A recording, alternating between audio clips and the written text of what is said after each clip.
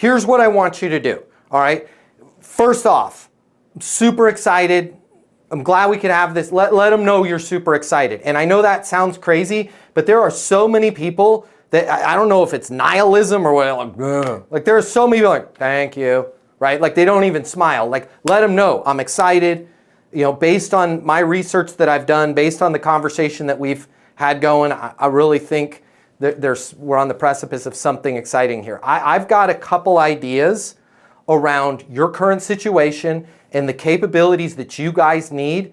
Now, here's what I like to do. If there's other reps and they're not being skillful, I don't want to shine a light on that because I don't want to start a war with them, right? And I don't want it to be like, they suck, Blake's great, which is the truth, okay? But I don't want to point that out. So we're going to talk about challenges and more importantly, helping you guys hit your goals ahead of schedule, right? So their reps might be great, but if they work with you, it's going to be ahead of schedule. So we're going to rewind as soon as you start the meeting. Super excited to be here. Thank you so much for taking is it on Zoom or is it just a call?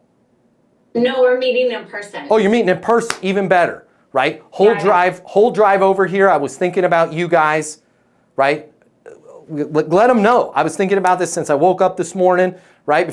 And I know that might sound cheesy, but that's the stuff that locks people in. I was thinking about this on the whole drive. I have some ideas around where you guys are at right now, what you guys need in terms of being able to hit your goals ahead of schedule, right? But before we go into kind of my thoughts on your current situation and the capabilities that you guys need on your team, what's the most important thing that you and I need to accomplish during our time together? Then you're going to put it back over to him. They're 95% chance, Blake, he's going to be like, that's exactly, I'm curious to hear, curious to hear what you have to say, Blake. And then you can just say, hey, based on our conversation, based on our dialogue back and forth, now you didn't have an actual conversation, but based on our text, based on our email exchange, and the kind of some research that I did offline, my understanding of your current situation is X, right? I'm assuming you guys want to grow this market. Based on my work experience and having worked other careers and with other companies in similar position, the capabilities that you need in the next team member that you bring on are, and then just start listing them, right? Self-starter, somebody that's able to generate pipeline, dare I say, out of thin air, right? Not somebody that's coming in and saying, I work for the competitor, I've got a Rolodex, because we all know, I always do this in person meetings, just kind of look around, not like there's anybody else at the Starbucks or in there, but like, we all know how that works out, right? You bring somebody in and they say, oh, I've got all these connections, and all you get's an expense report with some lunches, right? Somebody that's able to go out and bridge connections, somebody that's able to close the deal, somebody that's able to work fast and understand what's going on in the court. Hey, does that match what you guys need in the role, right? Yeah. Did I miss anything, right? And then, has anything changed since we were talking through the text?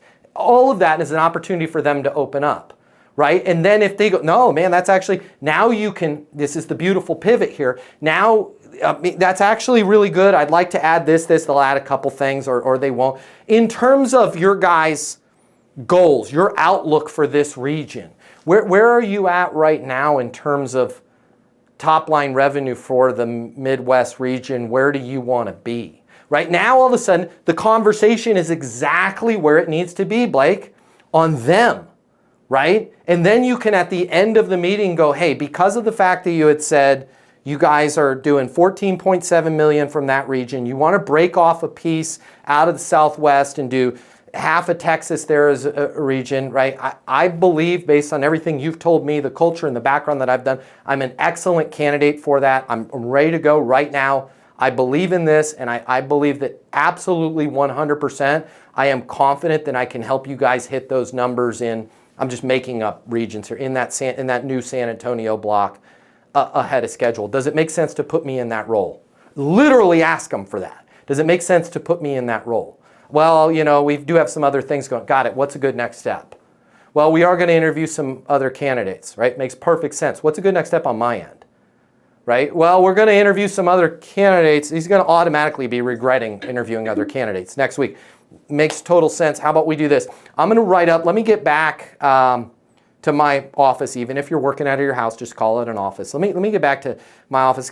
I'll type up my understanding of the current situation, capabilities you need, and then next steps. I'm going to propose next steps is I will give you a call Monday afternoon if I haven't heard from you before then. Fair enough? Right? And now it's like literally, they're like, this is the most prepared person that we've ever had. One little sidebar on this, and I can send you a YouTube video to this if you would like. I've always, whenever I interviewed for jobs, I always show up with binders. It might sound cheesy to you.